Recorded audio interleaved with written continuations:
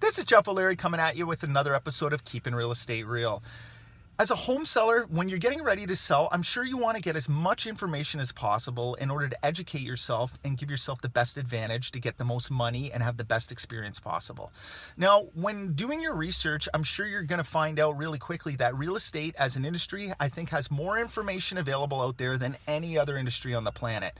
Now, the problem is the context of that information. There's just so much of it out there, it can be kind of hard sometimes to filter through what really is important to you. So as a home seller, I'm going to give you the 3 things that I think you should keep an eye on when getting ready to sell your home. Number 1 is the average days on market. So in your market, there'll be information available that'll tell you how long on average it takes to sell a house like yours at a market value price and get the most money for your house. It's important to realize that if you're in a slower market, it may take a couple of months, whereas when you're in a hot market, it may be only a few days. The big key there is the average day on market is going to tell you if you're priced properly or overpriced. If you tend to go over that average day on market and you continue to linger on the market, then you know you're overpriced and you need to make an adjustment. That's number 1.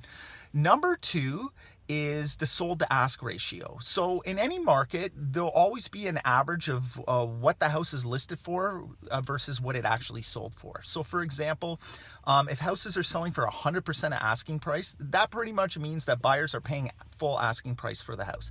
Even in some markets, it could be over asking price. When I see those 2 scenarios, what it tells me is you're in a hot market and buyers aren't really negotiating the price, they're just paying the asking price. In that market, it's important to be priced correctly, because if you're not, buyers aren't willing to negotiate much and you could actually hurt yourself if you're overpriced. Now, if there's a bigger spread, so say houses are selling for 96, 97% of asking price, it's telling you that buyers are more open to negotiating. This usually happens in the more luxury markets, and in that case, you might want to adjust your listing strategy accordingly.